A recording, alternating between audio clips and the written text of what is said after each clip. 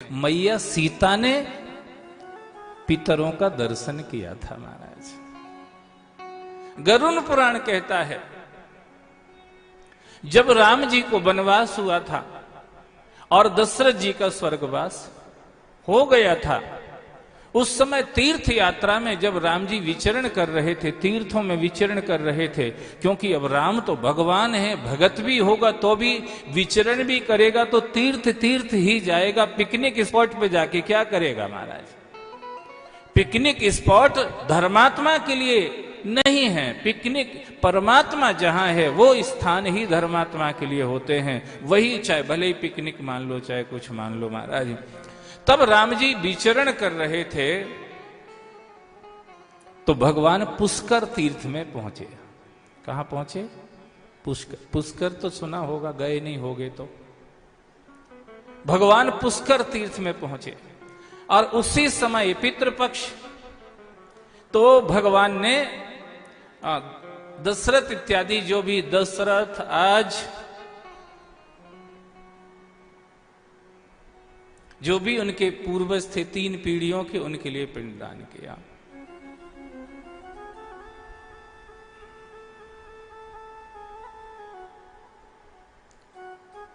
सीता जी ने सब तैयारी तो कर दी,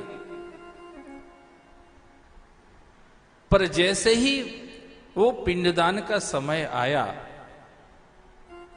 तो सीता जी एकदम वहां से हट गई महाराज, हट गई और जाकर के तो कुछ लता पेड़ों, छोटे छोटे पेड़ों का झुरमुट था, उसमें छिप करके बैठ गईं।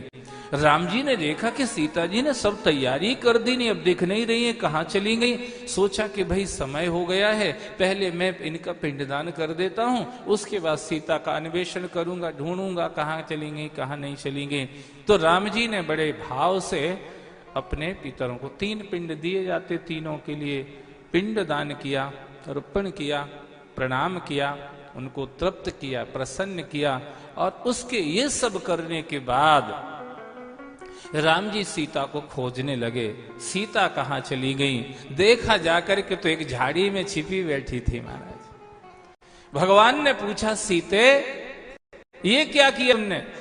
सब तैयारी कर दी और फिर तुम्हारा पता नहीं चला। तो सीता ने हंस करके कहा सब लोग जय राम जी की बोलो। बोले मैं रहती कैसे, ससुर जी दिख गए थे हमें। अब आजकल की होती तो सोफा पे ही भले ही सट के बैठ जाए, आजकल कोई प्रॉब्लम नहीं है महाराज।